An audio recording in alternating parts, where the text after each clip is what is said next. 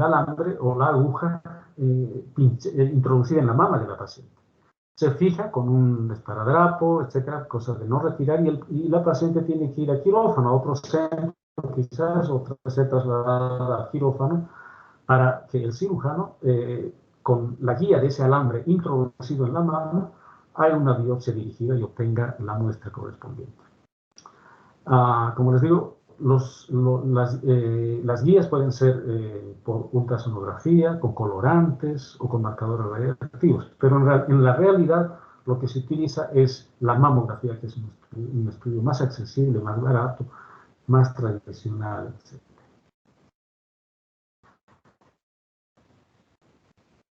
Obviamente, como todo procedimiento quirúrgico, hay que informar a la paciente, obtener el consentimiento informado, etc. E informarle que el procedimiento no concluye con la introducción de la aguja, sino con la cirugía para obtener biopsia, ya sea incisional o excisional. Este es el aspecto que tenemos de un tumor ya resecado. Fíjense, todavía está la aguja, el alambre arponado, con la guía que tenemos para localizar el alambre, y este es el tumor resecado. Y cuando la paciente va a ser trasladada del estudio radiológico del centro, tiene así el alambre que está pegado, es flexible el alambre, pero está pegado a la piel, ¿no? Tiene que ir de este modo al quirófano o al servicio quirúrgico para hacerle la biopsia después en un segundo tiempo, que es inmediato. El paciente no puede estar, digamos, no es para que esté un día o 2 días con el alambre, ¿no? A continuación es sometida a la biopsia quirúrgica. Y el otro método para obtener biopsia de un nódulo mamario no palpable es la biopsia con aguja asistida por vacío o mamotomía. Esto también está entrando en desuso. Todavía se hace, pero es básicamente una aguja especial que está conectada a un dispositivo que obtiene como una especie de biopsia en sacabocados. También se introduce esto guiada por estereotaxia, por ecografía, etcétera, y obtenemos la muestra. La verdad es interesante, funciona bien, pero no tiene mucha ventaja sobre la percutánea o la biopsia guiada por alambre. Esta es más costosa, los dispositivos están menos disponibles, pero también es útil. O sea, no tiene una ventaja, pero tampoco tiene desventaja con respecto a los otros métodos, ¿no? Sobre todo para que lo conozcan.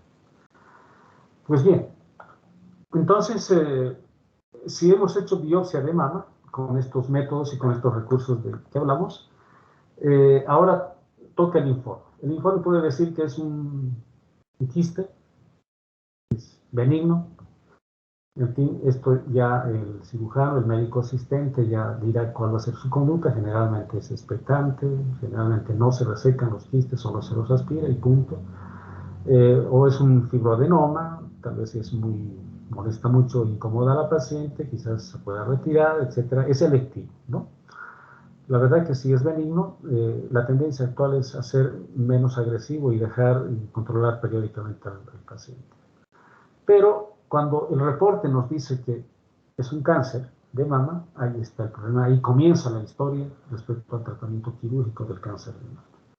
Si tenemos, ya hemos dicho, la biopsia es el patrón oro para el diagnóstico del cáncer de mama, pues si nos viene el reporte con cáncer, ya tenemos que tener en nuestra mente cuál es la finalidad del tratamiento quirúrgico. Es decir, el cáncer de mama tiene que ser sometido a tratamiento quirúrgico. No existe tratamiento de cáncer de mama sin cirugía. La cirugía es imprescindible. ¿Y cuál es la finalidad? Eliminar la masa tumoral para evitar su metástasis, etc. Para otorgar una posibilidad, o sea, tiene intención curativa. Generalmente el cáncer, la cirugía de cáncer de mama no tiene intención paliativa. Es decir, cuando ya es un cáncer avanzado, ¿no? De acuerdo a la denominación TNM, TNN, T4, T5, con metástasis, etc., y con nódulos, no hay mastectomía de alivio, etc. Si se va a operar una mama, es con intenciones curativas, siempre. Pero no es, digamos, todo lo que se hace en cuanto a tratamiento de cáncer de mama. Se opera, pero también ese paciente tiene que ser evaluado para ser sometido a otros recursos terapéuticos. Forma parte, en realidad, de la cirugía del tratamiento, del paquete de tratamiento del cáncer de mama, junto a la quimioterapia. Y casi todos los pacientes que van a ser sometidos a cirugía de cáncer de mama, es decir, a mastectomía, van a también ser sometidos a quimioterapia, a hormonoterapia, a terapias biológicas, es decir, con anticuerpos monoclonales, y a radioterapia, ¿no? Tratamiento loco regional. Hay personas, hay pacientes que son sometidas a estos 4 recursos aparte de la cirugía. Y las tasas de éxito suelen ser proporcionales, digamos, a el volumen del tratamiento.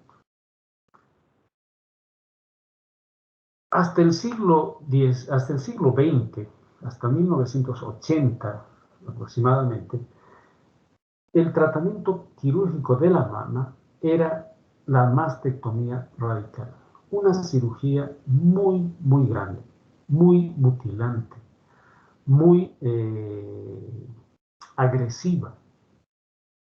Pero hasta ese momento, desde más o menos el siglo XVIII, desde 1867, en que el eminente cirujano William Halsted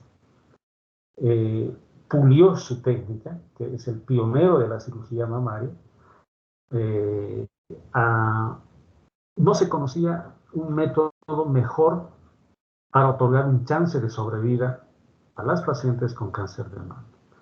De hecho, la tasa de éxitos era apreciable, ¿ya?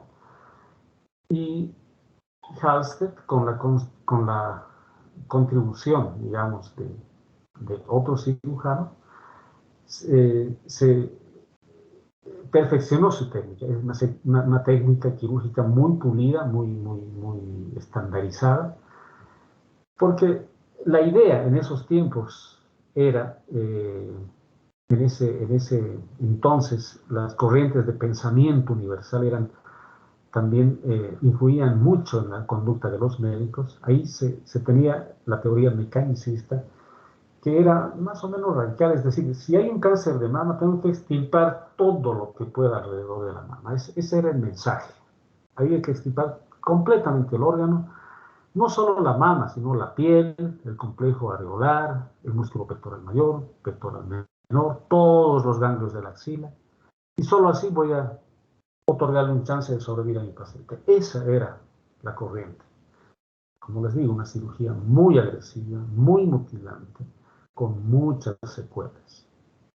Entonces, en 1980, sin embargo, ya aparecieron algunas corrientes que luego de una serie de experiencias en pacientes determinaron que quizás no se necesitaba ser tan agresivo en muchos casos. Solo en algunos se justificaba tal vez. Entonces surgieron, por ejemplo, la mastectomía radical modificada y la corriente de pensamiento de cirugía, inclusive conservadora, que vamos a ver fue un gran avance en la cirugía de la mama y en el tratamiento de las pacientes con cáncer de mama. La cirugía radical tuvo algunas modificaciones desde Halsted. Por ejemplo, Urban, Pate y Madden hicieron algunas modificaciones, algunos lo hicieron más agresivas inclusive, otros menos, pero básicamente se mantenía la misma técnica. Pero ya empezaron a surgir algunas técnicas realmente consideradas menos agresivas. Por ejemplo, una mastectomía simple, que era principalmente una mastectomía que no extirpaba la piel por encima del tumor. Esta mastectomía fue, digamos, la primera contribución para hablar de una cirugía menos agresiva. Otra era la mastectomía subcutánea, que inclusive respetaba planos cutáneos más profundos. Todo con el fin de que el resultado final no fuera tan mutilante, ¿no? Pero ya aparecieron propiamente dicho el concepto de cirugía conservadora, donde algunas corrientes solamente hablaban de extirpar solo el tumor, hacer una tumorectomía o lumpectomía. Después una segmentectomía o lo que se llama también una sectorectomía o una cuadrantectomía, que son, digamos, grados un poco que abarcan más, topográficamente hablando, de extirpación de la glándula mamaria.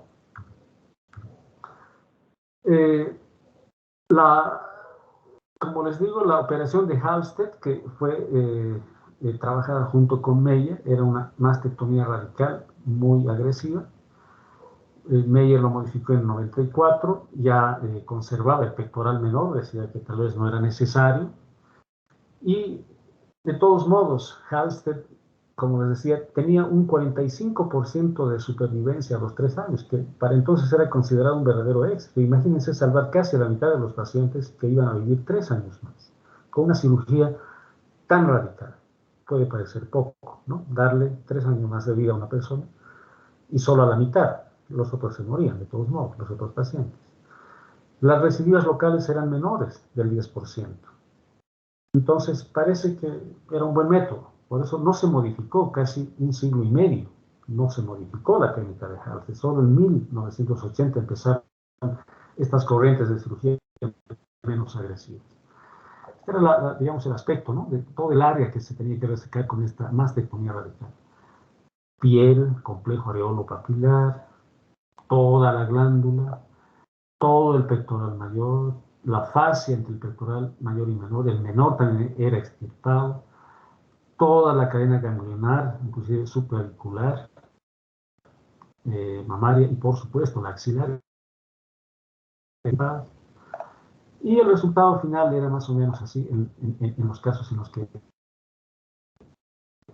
el éxito era una mutilación, que este es uno de los, digamos, de las figuras menos impactantes, porque la mayoría no tenían un aspecto tan pulcro como este. Inclusive había variaciones de la técnica en las que les mencioné anteriormente, era inclusive mucho más agresivo. Él resecaba inclusive ganglios cervicales, ganglios mediastínicos, etcétera, etcétera. Inclusive se quería ir a la pared torácica, a los músculos extrínsecos del tórax, a la pleura inclusive. Y rápidamente cayó en desuso, porque se vio que los resultados finales, la supraradical, no demostraban ventajas sobre la cirugía radical pura.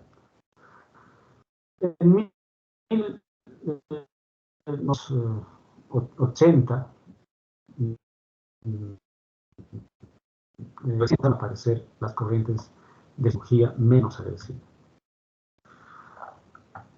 Aquí algunas variaciones de la técnica, como por ejemplo la cirugía tipo Pate y tipo Marden, que como les dije, son variaciones de la técnica quirúrgica. No vamos a memorizar todo esto. Es simplemente para, digamos, tener la idea de que en muchos aspectos hacían modificaciones, pero que al final los resultados no mostraban mucha ventaja y en algunos nada de ventaja. Y más bien se tenían secuelas más importantes. Y esto cambió radicalmente cuando empezaron a hablar de la radioterapia y del tratamiento quimioterápico adyuvante, como vamos a ver. Entonces se empezó a hablar de una mastectomía simple. ¿Qué era esto? Extirpar la mama sin la fase del pectoral mayor subyacente y sin el vaciamiento ganglionar. Ya fue un gran avance en cuanto a disminuir la agresividad de la cirugía, pero esto tenía que ser hecho solamente con un carcinoma in situ, extenso, pero in situ, es decir, no pasaba la lámina propia. Tal vez cuando hay una recidiva local tras un tratamiento conservador, se podía hacer una mastectomía simple, o cáncer en mujeres con edad avanzada o mal estado general, porque era menos agresivo. Algunas mamas ulceradas o sangrantes, principalmente en la variante Paget del cáncer de mama. En el tumor filoides de gran tamaño, que como dijimos es benigno. Entonces aquí se podía, realmente no se justificaba ser agresivo. O en otro tipo de tumores malignos de tejidos blandos, tampoco se tenía, digamos, la necesidad de ser tan agresivo. La cirugía conservadora de piel, ¿no? El skin sparing, apostaba mucho para la conservación estética de la mama. El hecho de perder una mama, de perder el aspecto clásico de la anatomía, tenía un impacto muy serio en las mujeres portadoras de cáncer de mama, que ocasionaba una morbilidad psiquiátrica también muy elevada, y por lo tanto muchos cirujanos empezaron a marcar una tendencia de ser conservador en cuanto a la piel, para luego esto dar paso a las reconstrucciones mamarias con plastías, ¿no? Para que el aspecto externo, digamos, no sea diferente al de la mama sana. Principalmente tenía fines cosméticos. Pero acá, 1980, no está muy lejos, es el siglo pasado, pero estamos hablando de 20, 30 años, casi 35 años atrás. Estos dos hombres marcaron el inicio de la cirugía de mama moderna. El profesor Umberto Veronesi en Italia y el profesor Bernard Fischer. Uno, Fischer principalmente en el tratamiento, podríamos decir, clínico del cáncer de mama. En cambio, Veronesi desde el punto de vista quirúrgico. Él postuló la idea de que era en muchos casos suficiente hacer solamente una sectorectomía. Esto es más que una simple tumorectomía, ¿no? Un área de seguridad alrededor del tumor o una cuadrantectomía. Como hemos dicho, la mama se puede dividir en 4 cuadrantes y lo más que se puede avanzar en cuanto a agresividad sería una cuadrantectomía. La condición es que si un paciente va a ser sometido a sectorectomía o cuadrantectomía, una cirugía muy poco agresiva, muy económica desde el punto de vista de resección de tejido, la radioterapia es obligatoria. O sea que después de hacer sectorectomía o cuadrantectomía, la paciente tiene que ser sometida a radioterapia. Si no, los resultados no son buenos.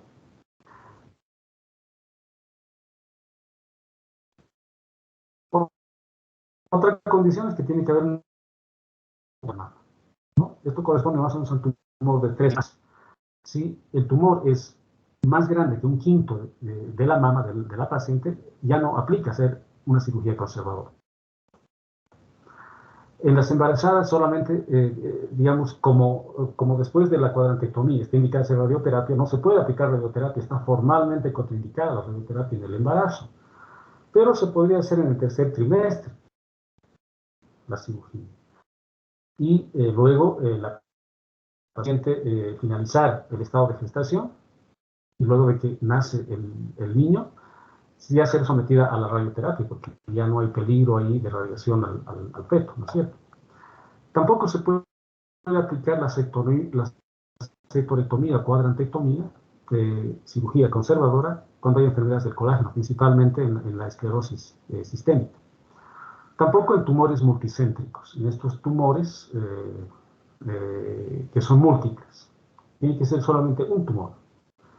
O pacientes que ya fueron sometidos a radioterapia tampoco pueden nuevamente, digamos, beneficiarse de una cirugía conservadora. El tratamiento conservador tiene mucho que ver, digamos, ¿por qué se ha implementado la cirugía conservadora? Porque se veía que a los pacientes con cáncer de mama que no se curaban con extirpación en bloque de la mama y de los ganglios axilares, se identificaban cada vez tumores más pequeños por metástasis y que dosis moderadas de radioterapia eliminaban estos focos subclínicos de cáncer de mama tras la mastectomía. O sea, casi de manera accidental se dieron cuenta que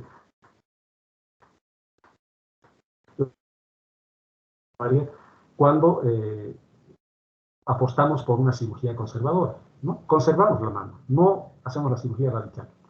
Extirpamos el tumor primario y el tejido mamario adyacente, hasta tener bordes libres. Como les digo, puede ser una sectorectomía o una cuadrantectomía.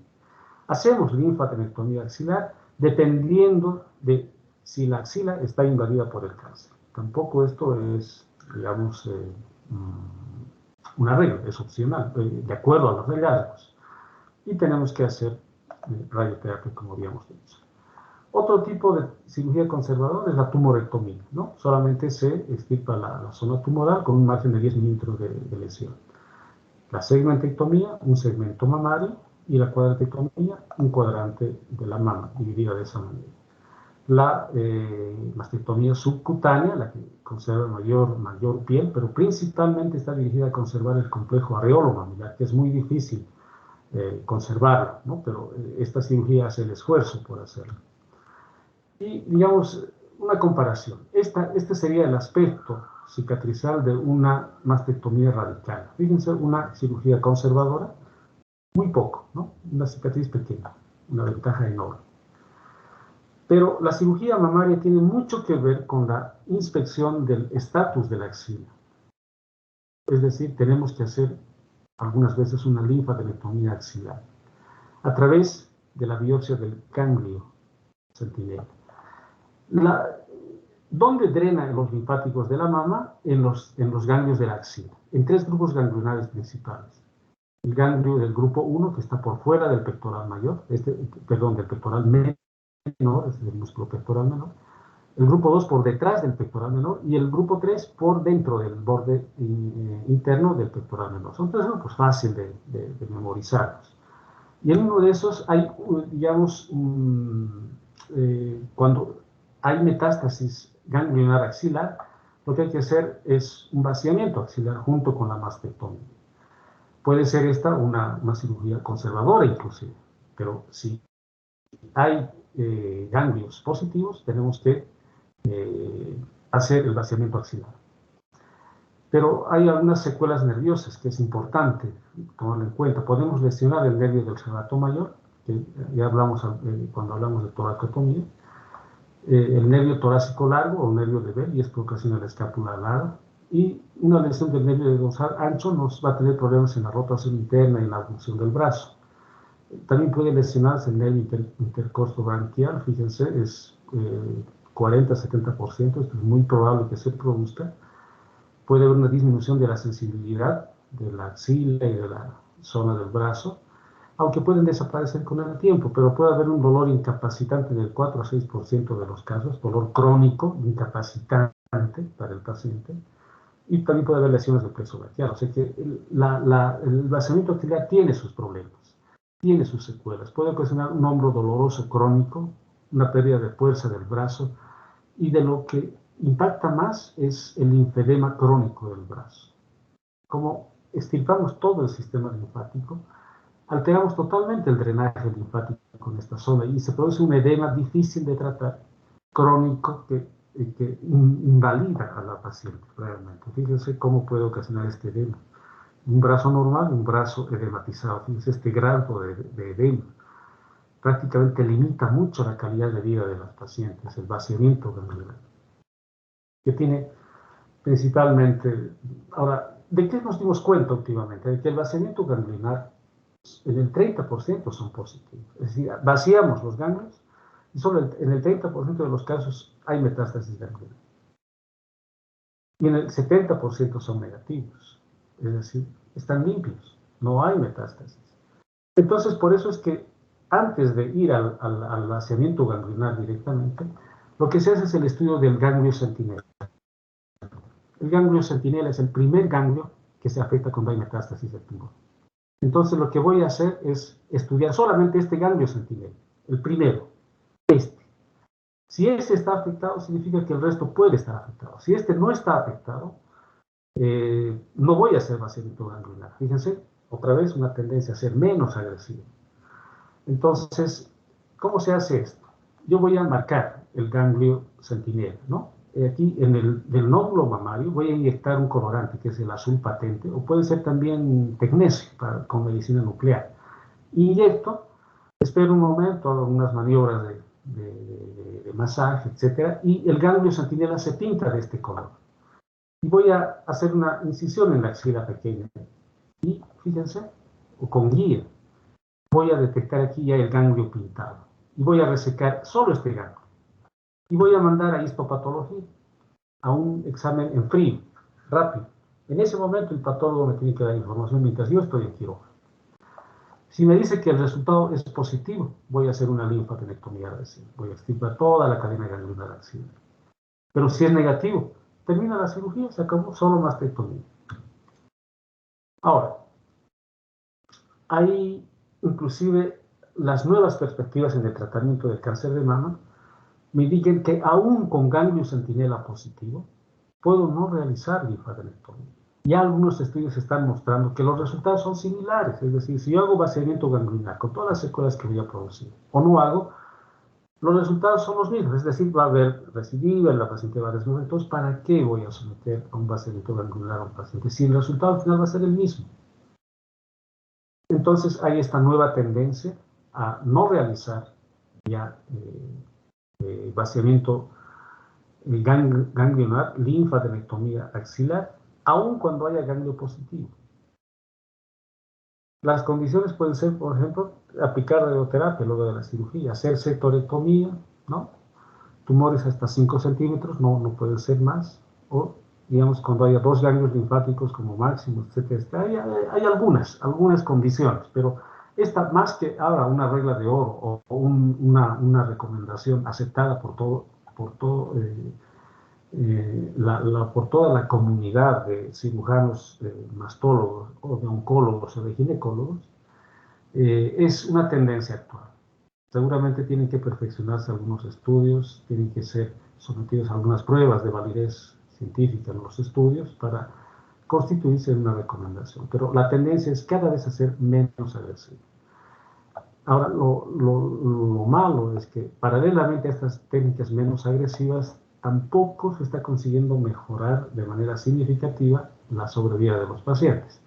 Pero ya, con o sin vaciamiento ganglionar, los resultados son los mismos. Entonces, queda por el momento no ser tan agresivo, porque al final los resultados son los mismos.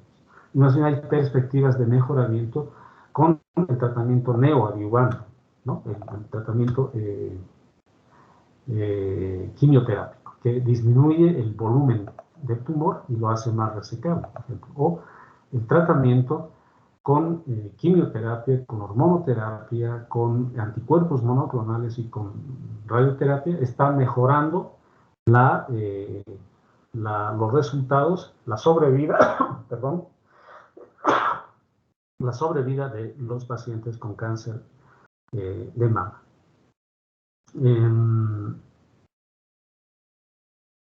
¿Alguna pregunta?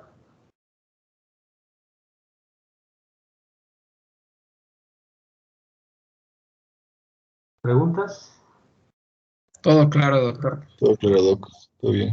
Todo bien, doc. Los mensajes principales que quisiera que se dieran de esta clase es, por ejemplo, cuál es el método patrón oro para el estudio del nódulo mamario. 1.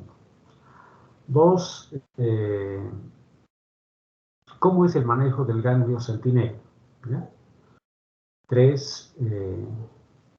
¿Cuáles las tendencias en cuanto a la mastectomía radical? Las indicaciones para la cirugía conservadora. 4 cosas importantes, nada más, porque la cirugía en sí como técnica, primero, las biopsias son muy sensibles. Traten de ver, traten de investigar, porque es un procedimiento que puede ser realizado por un médico medianamente entrenado.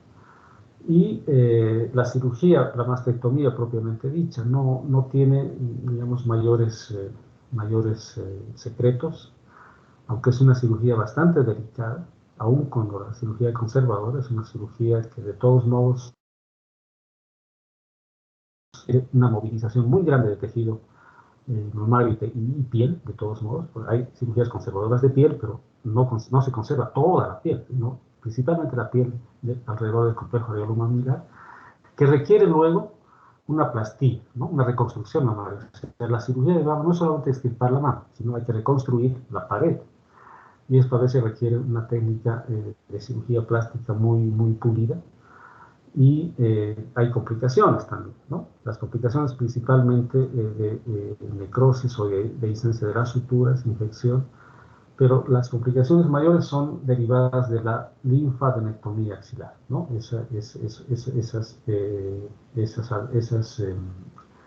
alteraciones motoras, neurosensoriales y de éxtasis como el edema crónico son lo que más molesta a los pacientes.